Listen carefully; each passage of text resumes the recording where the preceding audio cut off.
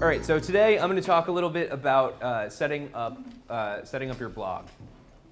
There are a lot of reasons for starting a blog, and I'm going to go through some of those and talk about some of the practical points, some of the philosophical points, and a few legal points here and there too. Especially if you're planning on engaging in any journalistic pursuits. So the way I like to present this, sort of, it's all of this starts with an idea, right?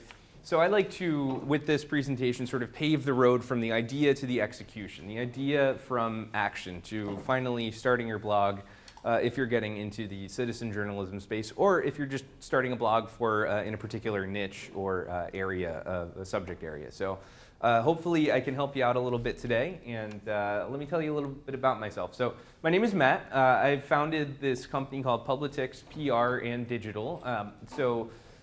It's exactly what it sounds like. We do PR work. I work with a lot of early stage technology companies and companies in various other industries. We develop digital solutions for companies, nonprofits we've worked with. And I also have a background in advocacy, public affairs, and political campaigns. And currently I am an adjunct instructor at Fairleigh Dickinson Madison, where I teach two media current events classes for freshmen this semester, and I've also taught in the pre-law program. So I'm happy to be here today, helping you on your journey through the world of blogging. So the first step here is sort of knowing what you endeavor to do, and then kind of understanding your goals, right? And a lot of what you do after this will depend on what you decide here. So let's first talk a little bit about what is a blog. How many of you guys have a blog, planning to start a blog, have read a blog before? Okay, so a blog essentially is a place to put your thoughts, to put content online. So originally blogging started out as this idea where, okay, so it's kind of, you're chronicling your day-to-day, right? It started out as sort of a journaling activity, and it expanded into something much greater than that. So if you look at a lot of large media outlets now, a lot of these outlets have blogs within their larger structure. So a lot of these big newspapers have blogs. There are some standalone blogs. So a blog essentially is, for all intents and purposes, a media outlet, a place to put content online, and a place to share your thoughts, opinions, facts in the case of journalism. So for example, the New York Times has a variety of blogs. The Washington Post has a variety of blogs. And you too can have a blog. There are standalone blogs too. So that's kind of what blog refers to. The second question here is, what are you trying to accomplish? So are you starting something for personal reasons? Are you going to blog about personal things? Or are you going to blog for your community? Are you trying to add value and provide a community service and pursue advocacy through journalism? Are you trying to develop a blog in a niche? Are you trying to build a business out of starting a blog?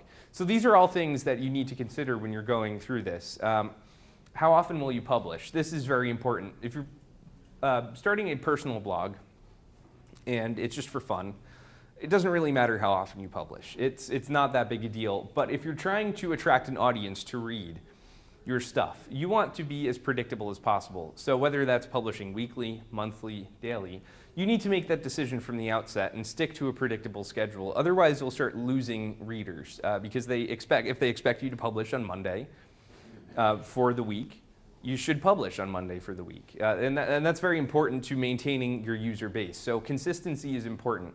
If you fall off the map, for example, and this is a mistake that a lot of people will make at the beginning, they'll commit to a very rigorous publishing schedule. So it'll be, for example, they'll try to go daily, try to publish something daily. That's very difficult to do, especially if you don't have manpower, if you don't have time or resources. So you start doing it at the beginning, you're really energetic, you find the energy after work to do it, you're tired, but you're like, this is awesome, I have a blog, we're gonna do it every day. And then a couple weeks in, you're like, maybe I'll just publish tomorrow, and then a week goes by and you don't publish anything. You're gonna start to lose readers that way, you start to lose the predictability, and then people won't check back as often. So you wanna make sure that you do stick to a schedule, you can make the commitment, especially if you're trying to grow it into a business at some point. The second part the last part here is, do you have a business model? Are you gonna need one? What kind of business model should you get? So by business model, I mean, and I'll take it in two very broad categories. There's for-profit, there's non-profit, right? So for-profit, you can build your blog, your online media outlet into a business. Typically, you get revenue from advertising from this type of model and other services that you can offer. And I'll talk a little bit about that later. Nonprofit, you get your resources from grants, from sponsorships, and from donations like NPR, Newsworks, New Jersey News Commons. So there are a ton of different models out there. There are a ton of different media outlets subscribing to either of these models. So you just have to choose which one is right for you. If you're a nonprofit, typically your focus is going to be helping your community, right? Adding value to your community through reporting and providing information to people. So you just be cognizant of that when you're trying to set up your blog. Okay, are you taking questions now? Yeah, sure. I always wondered this. Are you obligated to, if you're doing, if you get advertising, money from advertising revenue? Sure.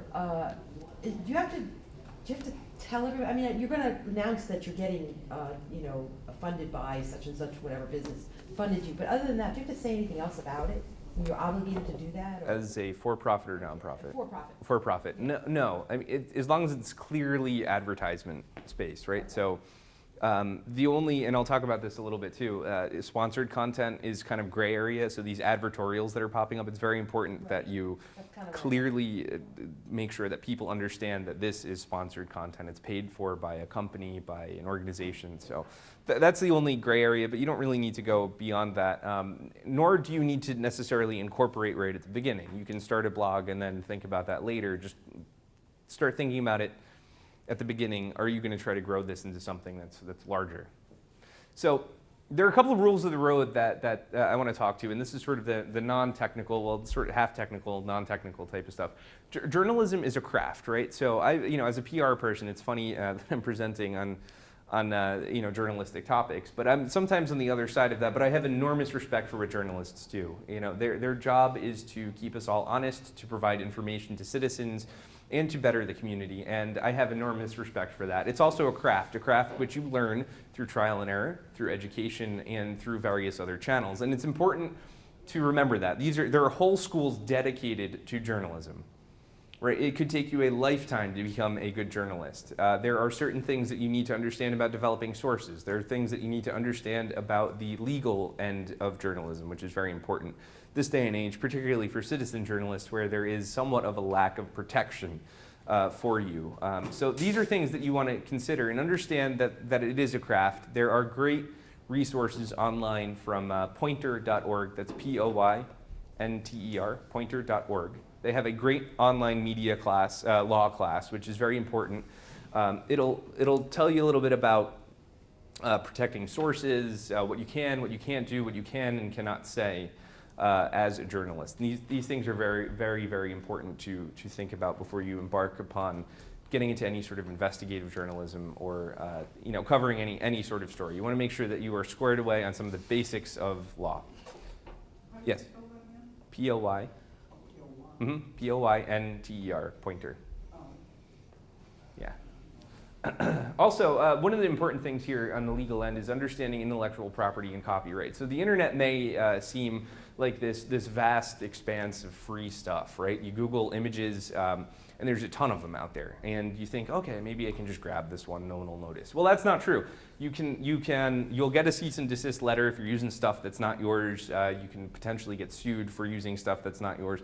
You want to make sure that you have the rights to use all photographic and all content that's on the internet. That includes video, that includes photos, that includes other people's articles. So you want to make sure that you go through the proper channels before you engage in taking some of this stuff. So Google Images is a perfect example, and I see people make this mistake all the time. Just because you can Google it and it pops up and you can right-click it and save it to your desktop doesn't mean that it's yours.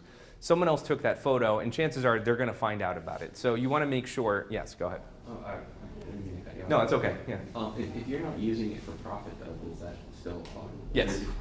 If you're just using it as a personal blog, if you just have a picture, but you're generating absolutely no income, Yeah, absolutely. Okay, so there are distinctions that I would make there. So there are places on the internet to get free photos for editorial use, which like Wikimedia Commons, for example, people will license their photos, they'll put them in the public domain so that you can use them. So for example, you wouldn't be able to use them for advertising or making any sort of profit, but you would be able to use them for editorial purposes. So for example, if you're doing an article on Washington, D.C., and someone's got a picture of the Capitol building that you want to use and it's Creative Commons licensing, you could take that for editorial purposes, make sure you read through the license, but you can't still take anyone's photo that's not yours, that's not licensed in that way. So you could get yourself into some trouble. And likewise, people can't take your photos either. They're not supposed to take them off of you. So if you have an original photo on a blog, for example, I wouldn't be able to necessarily, I shouldn't take that from you because that's your property. You So. can ask. You can ask. You can always ask. That's a very good point. You can always ask, but you definitely don't want to do anything before asking. You want express, explicit, and preferably written permission to use photos for that purpose. But it's basically like stealing. You can't borrow stuff like that. It's the same thing as music, because in my podcast, they have for royalty free, and a lot of people put it out there and they want you to take it, but just give them the credit. Right. Absolutely. You know. Absolutely, and that's part of driving traffic to other people's blogs and driving traffic back to yours, right? You might let people borrow content from your blogs, and that's totally okay as long as someone comes to you and asks. So that's important. Always ask first. This isn't one of those things where you kind of do it first and then say you're sorry later, because it could be too late. So you want to make sure that you ask permission for everything that you use on the internet. And also, you want to make your technical decisions, and this is where we get into some of the techie stuff, the practical part of actually building a blog. You want to make all of your technical decisions with an eye towards the future. So again, think back to your goals. What are you trying to accomplish? Are you going to scale into a larger outlet, or are you going to try to make money? What you do now will impact what you do in the future. So you're going to want to have a solid foundation from which to build on, as opposed to going back and having to backtrack and redo everything. And I'll talk a little bit about that because we're going to roll up our sleeves and get a little nerdy here. So bear with me. So here are some of the techie things to consider. How many of you guys have coding experience or software development experience? Is anyone in the room? Okay, so not a lot of people do. And I've tried to tailor this to those of you who don't have that type of experience. And full disclosure, I am not a developer. I work with developers almost every day on different projects. And so I understand the speak. I know some code and stuff, but I tried to tailor this to people who do not understand this, and you know it's never been easier to develop a website than before. So the first thing you want to consider, again, think back to your objective. Are you going to scale it into a larger publication, or are you going to stay small? So you want to give yourself the opportunity to scale if you are going to in fact scale, and a lot of that depends on what you choose, what type of technology you choose at the beginning. You want to pick a platform from which to blog on. So we love WordPress. I love WordPress. That's what I use for almost all of my websites. And we'll talk about why you should use WordPress in a few minutes. Are you going to develop your own theme and framework? So by theme, and this was a good question that came up in a previous session, by theme I don't mean are you going to be blogging about sports or current affairs or politics or things like that. I mean by theme I mean the look and feel of your site, the skin that you will drop on top of your back end. So your website's back end. So we'll talk a little bit about that. Are you going to develop that on your own, or are you going to take one out of the box? They have a lot of out of the box themes. Again, we'll talk about that. We'll talk about choosing a developer. There is an art to finding someone that you'll work well with that understands all this techie stuff. And also I'm going to throw a little bit of web jargon at you so you understand the language. It's almost like a foreign language. So you kind of get some of the things to ask when you're engaging with people who can help you set up a blog. So first you want to lay the foundation. So this is like the bare minimum, the basics of blogging. So first you want to choose your domain. So it's www.blank.com or .org, right? So if you're a nonprofit, you can get the .org. Top level domain .com is still out there. There are a whole bunch of other ones that you can use, and you're starting to see websites use those domains because we're running out of .coms. But one note on choosing a domain: you want to make sure that it's short. That people understand it, that it communicates your brand. If you have, like, for example, the New Jersey Western Herald of, Sussex County or something, I'm just making something up, .com, that's absurd, right? That's an absurdly long name. You want to find something that's a little bit better that you can communicate to the public very quickly and that will be easy to describe to someone. So I always say, if you're on the phone telling someone what domain to go to, you don't want to say like a million different things. You want to have something that's simple, short, and to the point. You can get a domain in a bunch of different places. I use namecheap.com. They're very good. I've had no issues. One note of caution though with getting domains and hosting, I typically like to do them in separate places. So I get my hosting in a different place than I purchase my domain name, because there have been issues in the past where if you want to migrate your information over to another hosting company, sometimes they'll hold your domain hostage, and you don't want to have both those things in one spot, right? It's like having the president and vice president on the same plane. They just don't do it, right? So you don't want to do that same thing. Yeah. Could you repeat again that domain name? No, namecheap.com is a good one. Name? Cheap, yeah, as in inexpensive. Namecheap. Yep, Namecheap. I like that one. I've never had any issues with them. It's very user-friendly. Their customer service is fantastic. And that's one of the things too. If you're not technically inclined, having a solid customer service, if a company has a solid customer service team, that is a huge plus for me, because it's going to be easier to communicate with them. One of the things you want to look for is, do they have a phone number you can call? A lot of people are moving away from phone numbers and into support forums, which are ridiculous, and they don't. It's not helpful for someone who needs, maybe you need to sit on the phone for like 10 minutes and hash something out with a live person, and you just want to make sure that they have the ability to do that. Hosting is basically where your website will live. It's a server, which is the gigantic computer that's out in the world somewhere where your site will live. There are a couple of really good ones. There's some not so good ones, so I apologize to people who might like GoDaddy, for example. I don't like them at all. They don't do a very good job. Their customer service, in my experience, hasn't been very good. I wouldn't recommend going with them. But there are a bunch of good ones. I use InMotion Hosting. They're very good. They have very easy WordPress integration, which we'll talk about. You can just one click and it installs in the server. They also have great customer service, and if you're an environmental nut like me, they get a lot of their power from wind and solar, which is a huge plus, but not necessary if you're not necessarily into that type of thing. Also, there are dedicated managed WordPress hosting platforms like WP Engine, WordPress Engine, so it's wpengine.com. They will back up all your files for you. They'll manage your WordPress. It's a little bit more expensive in the front, but if for some reason you have a database issue, you'll have all your stuff there. And there are a bunch of other ones. If you Google managed WordPress hosting, you'll find a whole bunch of options in that space. So it's a bit trial and error and personal preference, but you can find stuff like that. And that's the first step, really. Also, you want to pick a design or a design method, right? So by design method, I mean, are you going to pull a theme right out of the box that someone's already developed and try to customize it a little bit? Or are you going to design one from scratch using a developer? So that's something to think about. And this is something that I will repeat like 100 times throughout this entire presentation. If you are going to use a web developer, consult him or her first before you choose a theme, because some of these themes are coded in a way that is very frustrating to some developers. What you think would maybe be moving like a search bar, for example, 2 inches to the left could turn into 6 hours of work depending upon how convoluted the code is and how easily a given developer would understand that code in a particular theme.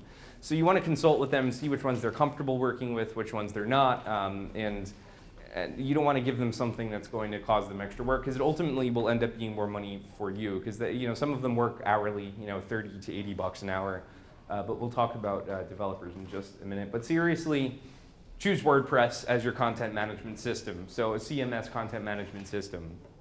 There are a couple other ones. There's Drupal, there's Joomla. WordPress is by far and away the easiest to use, the most user-friendly. It powers over 60 million websites. So if you need more proof that WordPress works and that people use it, I don't think I could find it for you. 60 million websites is a ridiculous number. And it works very well for large media outlets down to independent publishers, down to corporations, to nonprofits. It's a great platform to use. One of the advantages is it's very easy to update, right? So how many of you are familiar with Microsoft Word, for example? Okay, so if you can use that, chances are you'll be able to figure out at least some of the functionality in WordPress, which is great. It'll be very easy, and ultimately, if you're going to be the one running the blog, you want to be able to update it without having to pay someone to do it for you. So WordPress is very easy to update. There are a lot of out-of-the-box themes. Because it's so popular, there are a lot of developers out there putting their themes up on WordPress, on marketplaces where you can purchase them out of the box and start using them right away. Again, consult your developer though before you choose one.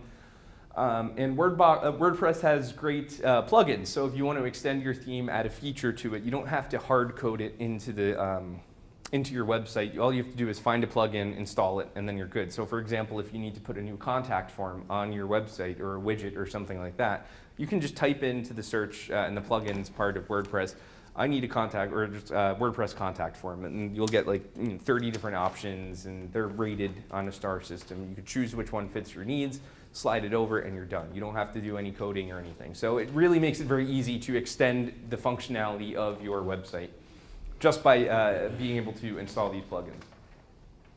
All right, so choosing a theme. So again, think back to what your goals are, right? Are you trying to monetize this at some point? Are you gonna make money off of this at some point? It's very important to think about these things, because if you are, I would choose what they call an ad-ready theme. These themes have spaces designated for ads in common sizes that advertisers typically use. So it'll make your life a whole lot easier having these spaces already on the template as opposed to having to worry about getting them designed into the theme. So you want to see that they're ad ready. A lot of the blog pages that look like media websites will designate themselves as ad ready, which is great. Another note here is responsive and mobile ready. Like, you'll hear these two terms thrown around quite a bit, and this is very important. So how many of you guys get your news on your mobile phone at this point, or get some news on a mobile phone sometimes, right? All right, so I find myself sitting in line for coffee, for example. I'm flipping through Twitter, trying to see what the breaking news of the day is. I have this great app, if you have a moment to check it out. They're doing mobile news really well. It's called Circa, C-I-R-C-A. They're doing a wonderful job with mobile news. So you want your website to work on a mobile phone, work on a tablet, work on a phablet, all these different screen sizes that we now have, all the way up to gigantic screens for desktops, right? So I don't know if you've ever had this experience. I know I have, where I go on a website and I'll have I'll go to a website and you got to do the whole resizing thing, and you're trying to fit it on the screen, and you're scrolling back and forth and rotating it and fumbling with your phone, and it's just not working. These responsive layouts and mobile-friendly layouts will reorganize the text, photos, and ads into a format that you can read directly on your phone. You won't have to do much resizing. It's great. It's fantastic for a world where we get our information in a variety of different screens. So that's something that you want to see. And most templates now are built like this. Some do it better than others. Again, consult a developer if you're looking to really get into the nuts and bolts of this stuff. Another thing that you should think about is the user experience of your website, right? So how many of you have been on a news website, or any website, for example, and you have just thought to yourself, man, this is awful. I don't want it. I can't find any information. The categories are all scattered about the page. It's just too cluttered. It really is, it will drive you away, right? So think about yourself as a reader. What is your ideal user experience? What do you want to see out of your site? And that goes into choosing your design. You want to make sure that you choose a design that will be friendly to the eyes, that will be aesthetically pleasing in a way. And that's not all there is to it, but it's important for user retention, for retaining readers. You don't want to have something that's so unpleasant to read and so uneasy on the eyes that people are going to abandon you, which can happen. So you want to think about that user experience. What kind of content will you post? Are you going to do mostly text? Are you going to have a lot of photos? Or are you going to have video, right? So video is a huge, developing, it's not developing anymore. Video is here to stay, right? So the cost of developing good video production has gone way down. You can get a camera, a good decent camera with a decent microphone, for under $1,500 right now. And you can set that up and do interviews and things like that. So does your website handle video well, if you're going to do a lot of video? Are you going to do a lot of photos? Now, here's a note of caution. I will say that if you don't have the resources and time to go out and get a lot of photos, you're not going to be able to find a lot of photos to supplement your posts with, I wouldn't choose a theme that emphasizes photos and visuals, because they look a little funny without the photos and visuals. You want to make sure that you have a theme that accommodates the content that you most will use. So if you're doing mostly text stuff and occasionally do photos, I wouldn't do a big visually driven theme, and you'll understand what I mean when you go look at some of these themes. Some of them have big, bold photos, others not so much. So it's just a matter of what is emphasized by the theme, and just think about what kind of content you're going to want, in the future. So it's always good to think about those things before going into the theme, choosing a theme. And again, talk to your developer, because some of them will be more comfortable developing on certain frameworks and themes than others. So if you are going to go with a developer, consult that person before you embark on choosing a theme, rather than you having purchased a theme and then you realize that your developer's not going to be able to do anything for you, or refuses to do anything, which is probably the worst case scenario. So finding a developer. So this is really important. If you're trying to build this into something that is a business or a nonprofit, and you're really going to try to be a major player in local media or something like that, you want to have someone who's really good at this stuff. So finding a developer is kind of challenging. So I'm a co-organizer of the Madison Tech meetup. There are a ton of these like little tech and startup meetups all over the state right now. And one of the complaints that I hear constantly is, we can't find any developers in New Jersey. They're not lying, you can't. And part of the reason for that is they're in demand, right? So if you write good code, whether or not you've graduated from college, Google, how many of you have seen previews for that movie, or have seen the movie The Internship with Vince Vaughn? Okay, so that basically chronicles what an internship looks like at Google, and point being, they get paid a lot of money to do that. Some of these interns get paid $100,000 to be their interns, right? They're throwing stupid money at these college kids coming out of school, so it's hard to find developers when you have another company offering $250,000, massages and naps and beer on tap at all times at work, right? So they're going out to the West Coast, they're going to New York. Hard to keep them in the state, but there are places to meet them, right? So freelance websites are good, like elance.com is good, or Craigslist. Both good places to find developers, post help wanted ads. Those things are good tools.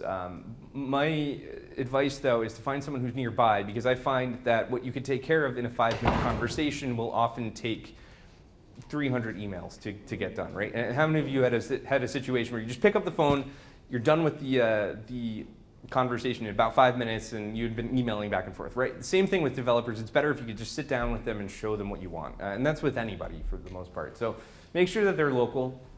A way to kind of check on to see if they're good and they can do what they say they can do is see if they have a GitHub. This is like the programmer's portfolio, right? So if you are a web developer, you'll post code on here, you'll post projects that you've contributed to, and if they have a profile on GitHub, chances are they are serious developers. They take their craft seriously, so it's important to look on there.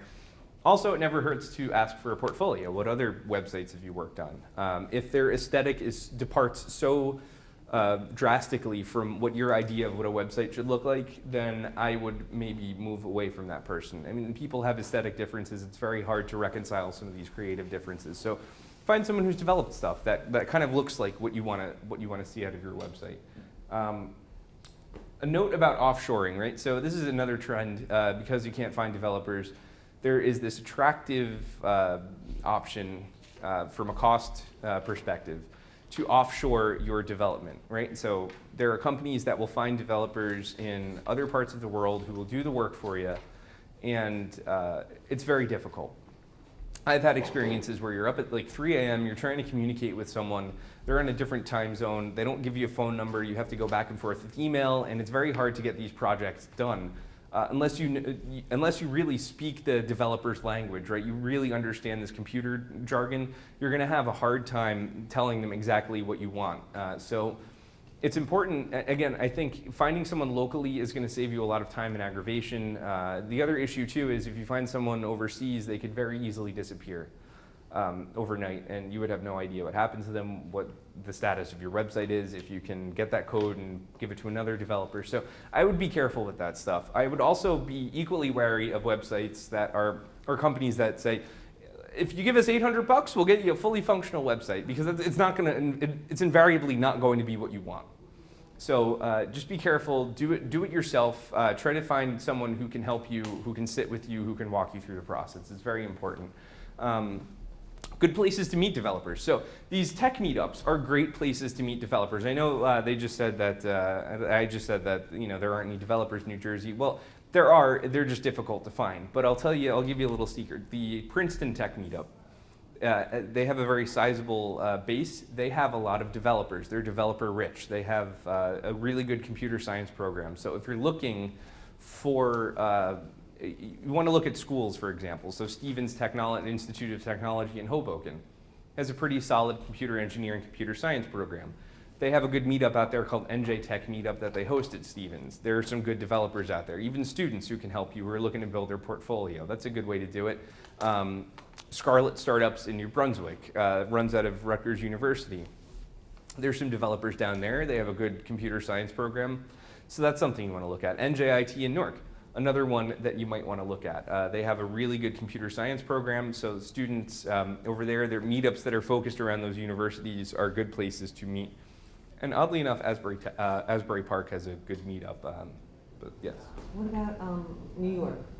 New York is good, but New York is competitive. That's the issue with New York. So you're competing with the big boys out there. So yeah, Google has offices in New York. There are all sorts of tech firms and digital firms out in New York. So that's not to say that you shouldn't. There are people looking for work. Another thing that you can do is you can sometimes coax someone who has a full-time job to dedicate a couple hours a night to your project. It'll go a lot slower than you would have expected, but sometimes people are looking for side work that they're passionate about that they can control. So I had a client, for example, they found a developer who had a full-time job, and the developer said, you know what, I'm not really passionate about my full-time job. I'm good at coding, I kind of like what I do, but I'm not passionate about it. I'll work for you a couple hours a night, and it ended up working out. So you can find an arrangement that works like that and poach them from places that are already out there. And the other piece of this too is you want to ask specifically about WordPress. So there are a lot of web developers out there. Some develop in Java, some develop in Python, different programming languages. There are hundreds of them, C++, C. I could go on forever with all these languages. You want to make sure that they are able to build WordPress sites and program PHP, which is the language that WordPress runs on. So PHP and WordPress are the two keywords you want to use. Do you do this stuff? And if they say yes, then you have someone that you can use. If they're like, yeah, well, maybe I can, then you might want to look for someone who specializes in WordPress and PHP development. Yeah. What, is there an expectation of how much it should really cost to put up something? Oh, man. That's a tough question. Yeah. It depends. It depends on all the bells and whistles you're putting on there, right? Yeah, it depends on some developers will work for $40 an hour. Some of them are asking for up to $200 an hour. It just depends on who you're asking. Some of these digital firms will ask you for a lot of money up front. So it again depends on who you find. If you find a college kid who's really good and they just haven't been discovered yet by one of the big companies, you can certainly ask them to work on it for a reasonable price to build their portfolio. I mean, I can't tell you how many things I worked on in college for not that much money, just because it's a good way to build up. I'm not saying take advantage of kids either. Believe me, I believe that they all should get paid. Personally, I don't believe in unpaid. There's a period of it's hard. learn too. And it's hard to, especially when you're just starting out, right? Like you're a media startup for all intents and purposes. It's going to be very difficult for you to pay someone a ton of money to do this stuff. So there are ways to do it on your own too, by choosing a theme, and then it'd be good though just to talk to someone just to see if they're comfortable developing on that theme. Well, there's a million tutorials too on some. There are. Yes, yeah. YouTube is a gold mine as far as learning basic HTML, learning basic PHP functions for WordPress. So you can teach yourself a lot of stuff out there. So it takes time if you're willing to dedicate it, but you can learn. Yes. Question: is there like a list of questions you should go through to make sure that somebody really knows what they're talking about? Yes, ask for a portfolio. I think that's the best thing, and to see what their work is like. Ask for links to the websites that they do, so you can click around, see if you like them. GitHub, again, search to see ask them if they have a GitHub profile. If they do, that means they're pretty serious. Okay, in other words, like if you come to have somebody to remodel your kitchen, yeah. You kind of have an estimate of what it's going to cost and how much time and all that kind of stuff. There's something similar kind of thing to this? Yeah, I mean, most people will give you estimates for it. They'll tell you what the hourly rate is. It depends on how clear you can be with the developer before you start developing. So, and clear about what you want. So, So what would be a minimum, I don't know if there is a minimum for just a basic website, blog, not website, blog? Minimums are very hard to. It depends on how much effort you want to put into it. Really, I mean, minimum. I mean, you Are we can set. talking thousands of dollars, are we talking? No, well, $1,000? What are we talking? you could get a website set up for $1,000 with minor customizations. Like you'd have to do most of the legwork, like installing WordPress and getting all that stuff. And if you needed tweaks, you know, you could spend a couple hundred to $1,000 for a developer to tweak them. And that's why I say it's important to talk to that developer, because the less time that they're working on your project, the less money you're gonna have to spend. So if it takes them 6 hours to do something silly like moving a search bar, or moving a link like 2 inches to the right or left or wherever you want to put it, you know, that's not an efficient use of their time. It just means that you know, you ended up picking a theme with a lot of messy language and code in it. Oh, Yeah. Yes. What if you were to get one of the out-of-the-box CAN websites? Can you then get a developer to kind of monitor or make changes for you? Yes, yeah, you can.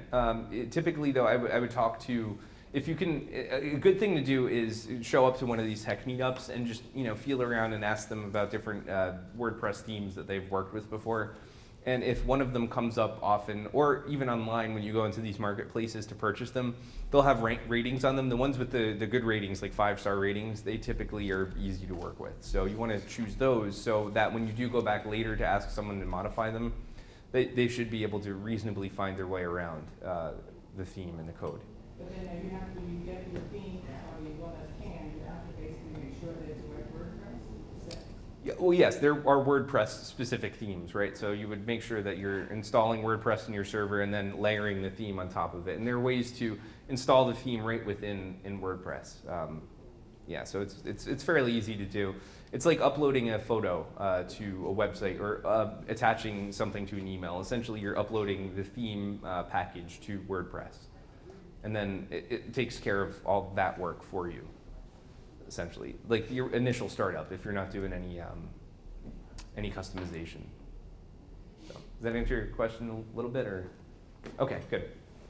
All right, so the next step here is if you're gonna try to make some money off your blog, you want to monetize it, right? So ads will be the main source of revenue for a for-profit blog. Nonprofits qualify for grant sponsorships and donations.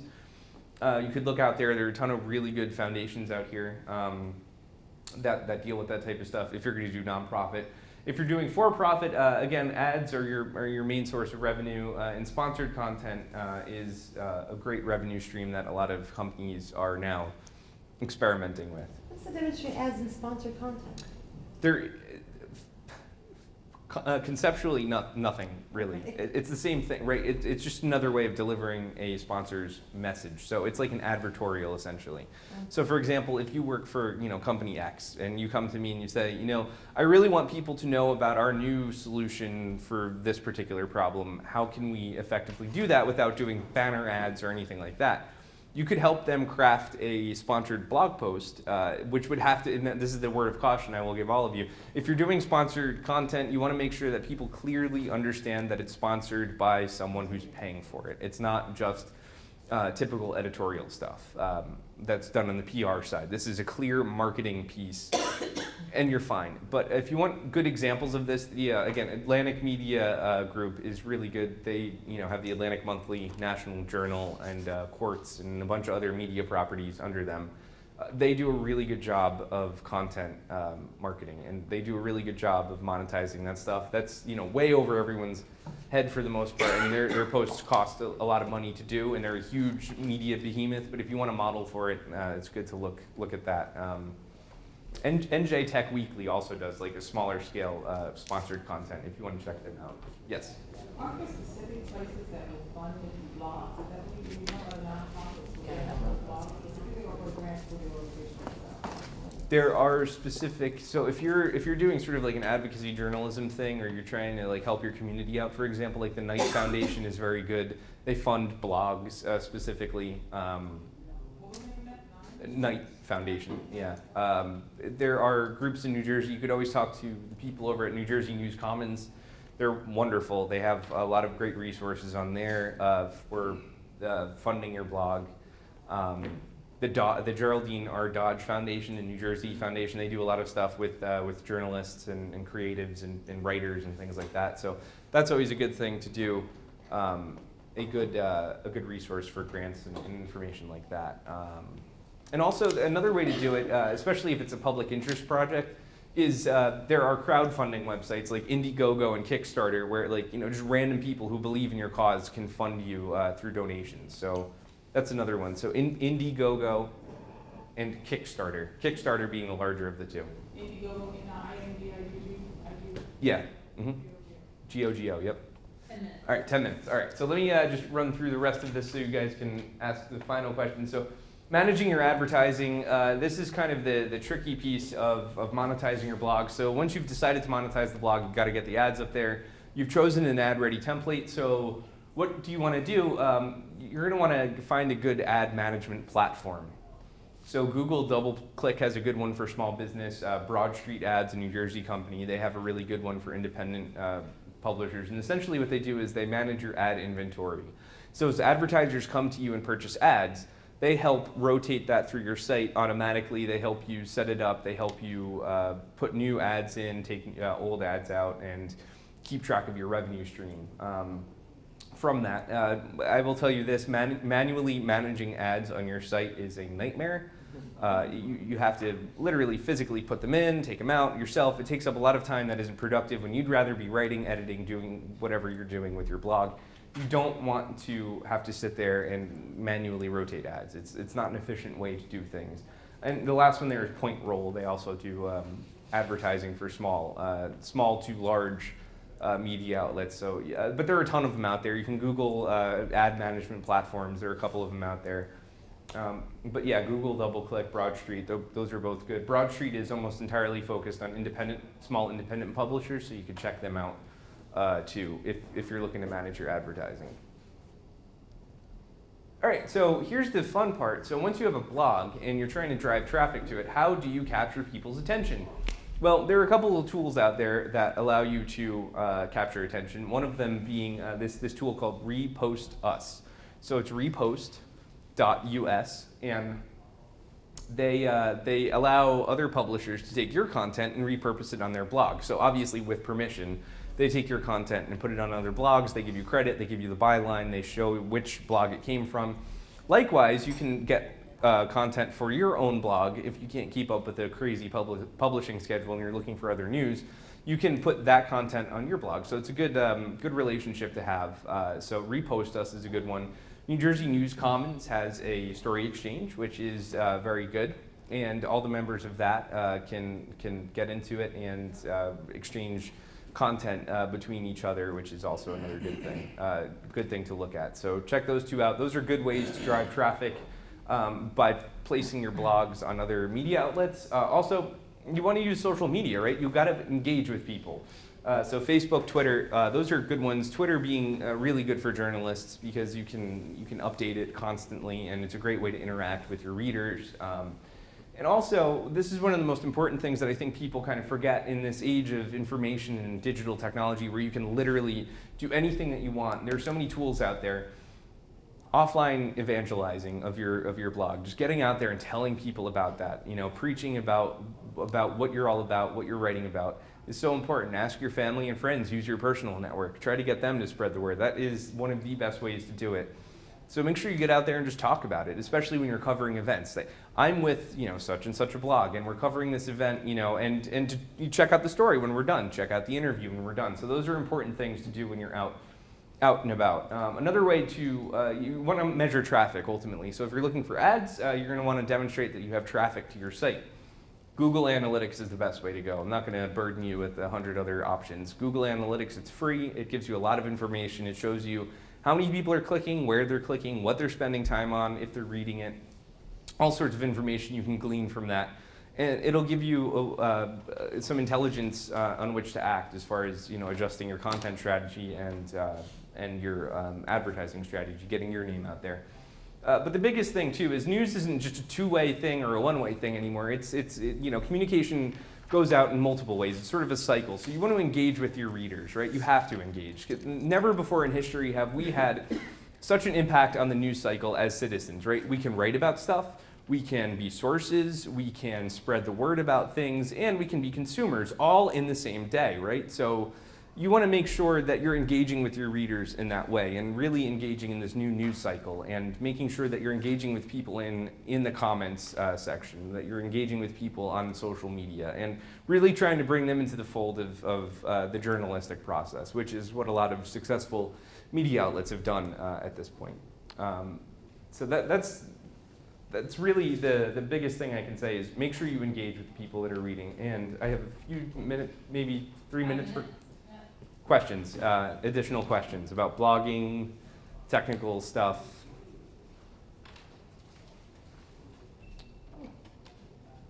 All right. Did a good job. Yes. If you wanted to keep your blog anonymous, how would you do that? You just wouldn't put a byline on the blog.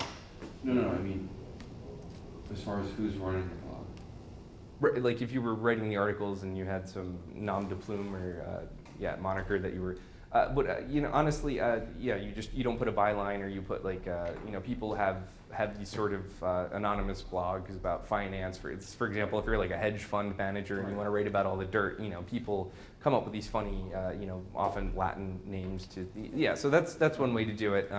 But again, it depends on what you're trying to accomplish with the blog. But yeah, you just don't put a byline on it. Is important. And also, too, when you register your domain name, there's this thing called Whois Guard where you can find out who registered a particular domain name. You can get the protection from people looking that up. Essentially, what the goal of that is to make sure that no one sort of makes off with a domain and you can't find who owns it, just in case it's inactive and someone wants to buy it. So what they do is essentially they put up a layer of protection. So you contact them, so they contact you. So the public wouldn't have access to your name necessarily, of the name of the person who registered the domain. So that's an important way to also protect your identity. Yes? Now, when you're just starting out with a blog, isn't that very difficult to get followers? Yeah, it is, but there are ways to do that, right? So engaging with people on stories and sources, obviously they're going to want to read, stories about them. Social media is a good way to do it, following other media outlets, and also engaging with your fellow media community, right? So in a lot of cases, it's not about competition, especially with like NJ News Commons, which is a great, a great resource for all this stuff. It's about helping each other, developing a community, an informed community, and really just asking for help is a good way to start generating traffic that way. But yes, it is. It's always an uphill battle, and you can't expect results overnight either. It's very difficult to do that. But you want to make sure that your content is compelling, that your user experience is such that people aren't going to be turned off by the layout of the website or the way things are laid out, and it's not going to be. It's not going to preclude people from showing up. So you want to make it as easy as possible for people to read. And you mentioned that you didn't want to schedule that's too rigorous. So if you start out with something that's too sparse, like once a month, you're probably not going to get your readers there. No, but you can get into a rhythm about it, and it depends on what you're publishing each month. But I think it's important that you're predictable, right? So people know that if it's the first Tuesday of the month or the first Monday or whatever day it is you decide to publish on, that's when they can find the new content on your site. But also, if you put it on your site, you can take that link and you can consistently put it out again. I know an architect.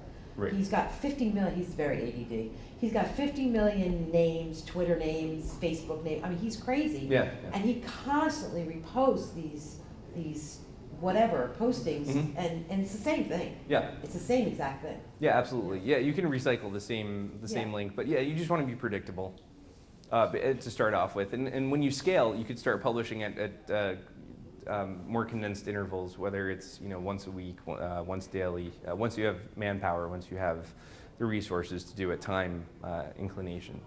So, yes. How much money could you potentially make with the ads if you had a pretty popular blog? Is it? It all depends on traffic. Okay. I mean, it's not a gold mine at this point. You got to figure out how to first get readers there. I mean, it's not. It's not a whole lot. No, it's not a whole lot to begin with, and that's one of the misconceptions that I think a lot of people have is that you'll start a blog, people will start coming overnight, and then all of a sudden people will be clamoring to advertise. And you see this with even larger media outlets at this point. People who do have reach, who do have an audience, they're struggling. Newspapers are shutting down. Star Ledger is an example.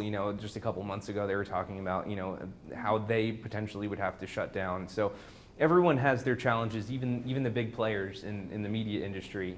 Washington Post, just got sold to Jeff Bezos. That'll be an interesting one to keep an eye on to see what he does with it. But it's not a get-rich-quick thing. And I mean, a really good example of how that went terribly awry was AOL's patch. It wasn't a good model for hyper local, in my opinion. But a lot of them are going to go out of business. They're trying to consolidate. So.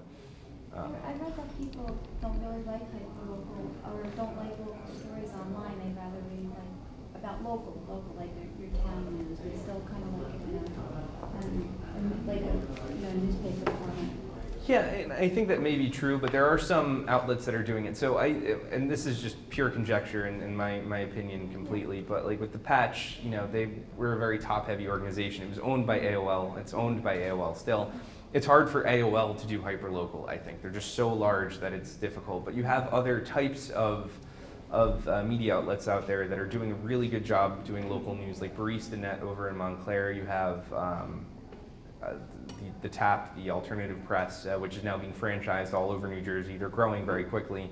So I think there is a market for local news. It's just a matter of having an understanding of the local market, not saturating. New Jersey's funny because we have like a million tiny little municipalities. Where I come from, Caldwell, West Caldwell, for example, Caldwell's a 1 square mile town. West Caldwell's about 2 square miles. Why would you have individual papers for each of them? You got to regionalize certain things. So it's an understanding of the local market and who can advertise. Is there advertisement to be had in those places? It can work. It just we haven't found the model that's going to work just yet. I think some people are onto something though. There are definitely outlets that are out there. We good? So Matt, yeah, we're out of time. All right, I let wanna me- thank